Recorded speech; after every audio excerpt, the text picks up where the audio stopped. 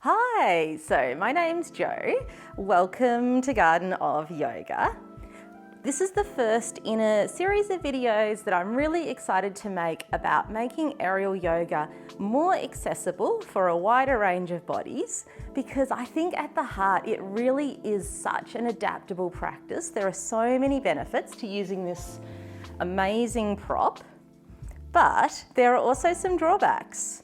The pose that I'm going to start with today, front belt wrap, flying downward facing dog, really brings both the negatives and the positives of using the fabric together, because it lands right here, just underneath the hip bones, right at the hip flexors, which can be a pretty sensitive spot for a lot of us, and a place in the body that is not used to having pressure and supporting our body weight. So for a lot of people, it might feel really uncomfortable, it might feel confronting. This is a love or hate it pose. I've had people come into my class and right from the beginning, they're just like, this feels amazing, I want to stay here all day. And I've had other people who've told me that they tried aerial yoga one time, did this pose, and it almost put them off for life. They decided it wasn't for them, it hurt, it didn't feel good in their body. And sometimes along with that, people end up feeling a bit self-conscious in the class. Maybe the teacher isn't really equipped to deal with working with a lot of different bodies. Maybe that wasn't part of the teacher training. So that's another reason why I really wanted to make these videos. For teachers, if you weren't taught these different options for different bodies in your training, and also for students, if you come into class knowing a few different strategies and some different things you could try, if the pose isn't feeling good for you, hopefully you'll feel a lot more confident and a lot more equipped and a lot more able to enjoy the fun aspects of aerial yoga without feeling sore, without feeling like you just can't get comfortable in the pose. I know how that feels because that was me. The first time I tried this flying downward facing dog pose, it just felt so intense that I couldn't imagine it feeling relaxing in my body at all. Over time, I've got more and more comfortable in this pose and actually ended up looking for different ways to deepen that sensation of massage, because I was able to just settle into it and to start to really feel the productive aspects of using the fabric for self-massage. I must say as well that this flying downward facing dog pose, suddenly all the downward facing dog spine cues that we hear in normal yoga on the mat just made so much more sense. It just felt really awesome in my body. And that's something that I really want to be able to share with a lot of people.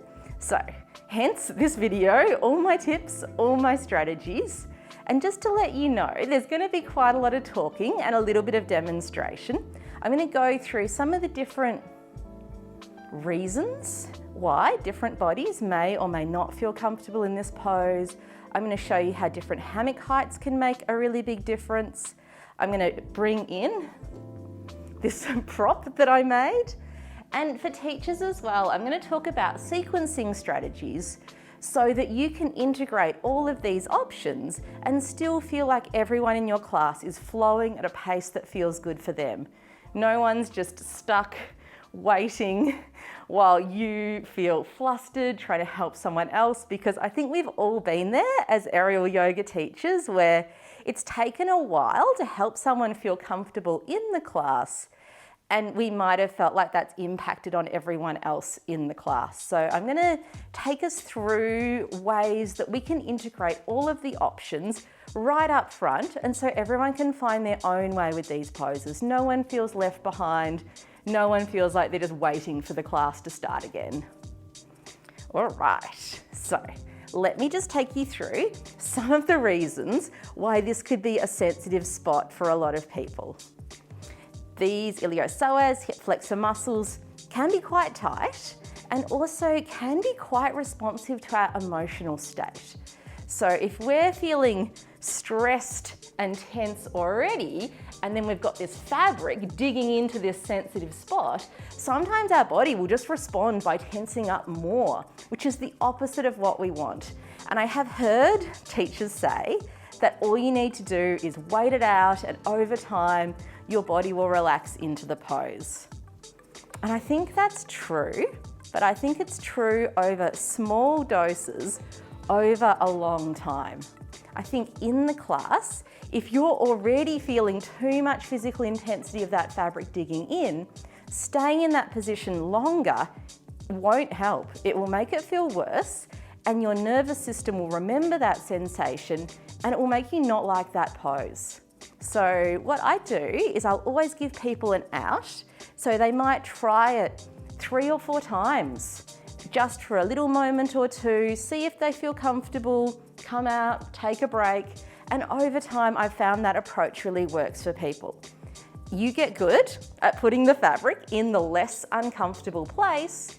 Maybe you do use a bit of that massage to ease out some of that tightness in that sensitive spot, but I think also the nervous system stops registering the fabric being in that spot as an alert message, and just you are able to feel more familiar there, more comfortable. It starts to feel like somewhere that you want to hang out. If you have anyone in your class that's maybe had a cesarean or had some abdominal surgery, this could be a place that just does not feel good, having fabric pushing into it. Even if it was a long time ago, there might be scar tissue there. Things might have healed in a way that's a bit sensitive or a bit vulnerable. So just know that there will be some people that will never like this pose. And that's totally fine, and one of the reasons why it's good to give options. One of the reasons as well is it's an inverted pose. The heart is above the level of the head, so there's contraindications that apply to that as well. Blood pressure issues, glaucoma, if someone's feeling a bit like nauseated, or if someone's got a bit of a headache. Those are all reasons why they might not want to come into an inversion, but you can still do variations of this pose and flow along with the class and still get the benefits. And the other reason that can be a bit of a factor in this is fabric height. So if someone has broader hips, it's going to pull the fabric up higher.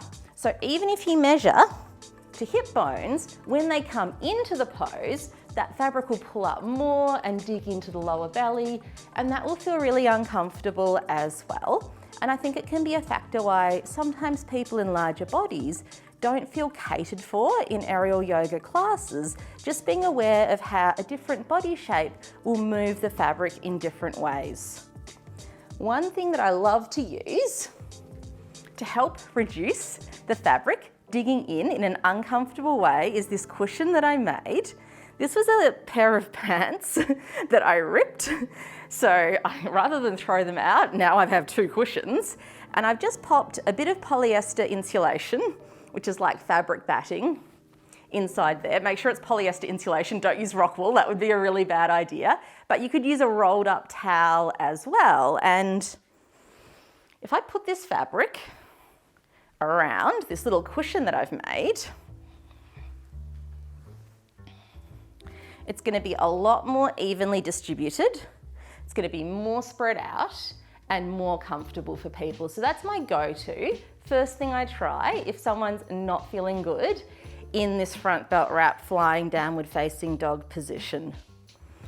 When I'm teaching it to people in class for the first time, I won't even start with the fabric at the hips. I'll start with the fabric at the hands, and I'm just going to leave that cushion in there for now. So I'd start with an inhale, and then as we exhale, hinging forward from the hips, legs could be long or knees can be bent. Breathing in here. And then on the exhale, slowly coming up, rolling through the spine, or coming up with a straight back, just whatever feels best. And this is a move that I'll give everyone.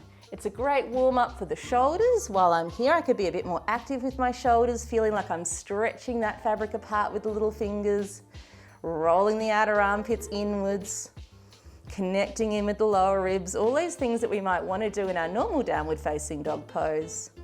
and then gradually coming up from there.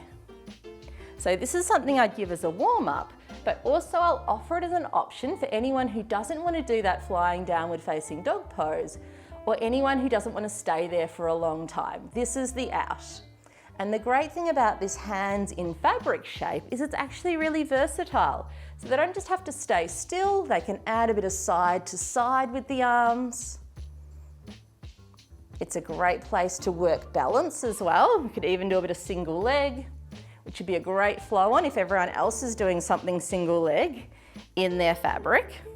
And it's just a good way to set up that downward facing dog shape in the spine, in the shoulders. If they're not doing inversions, they could stay up a little bit higher. So everyone knows that pose. Then from here, the way I talk into the flying downward facing dog pose is I push the fabric low. I come to my toes, I tiptoe forwards, and I go to where the fabric is at tension. So that's where I could move my hands away and just my body would hold that fabric in place. I even give it an extra little shove down from here, and then hinging forwards, walking the feet back, seeing how it feels with the hands and the feet on the ground, because if this is feeling strong but manageable, this is also a great place just to get used to that feeling of the fabric at the hips. And some people might stay here. When everyone else does single leg moves, that's still possible from here as well. And for people who don't want to have the head below the heart, depending on fabric height, they might even be able to come up here and work a really similar pose without the inversion factor. Even coming into different leg variations. So if you've tried that and people are having trouble getting comfortable, even with the cushion, the next thing I would try, and also this is a great one to do if anyone has any fear about going upside down, just lower the hammock height. So with the fabric this low, if people are having trouble getting in position on the hips, it's a whole different ball game. So I have to walk forward quite far, and I've again nestled that fabric down below my hip bone, and then from here I can travel back. And now that I'm really planted down on the ground with my hands and my feet, I can control how much weight's in the fabric. I could almost lift out of it or give more of my weight to that fabric. And again, if someone's having trouble getting comfortable here, there's a lot of scope just to give that fabric a little wiggle around, see what works for them. Maybe keep using the cushion, or maybe low to the ground. They can just comfortably work without it. And then from here, if they do want to be a bit more passive, a bit more restorative, there's scope for that as well.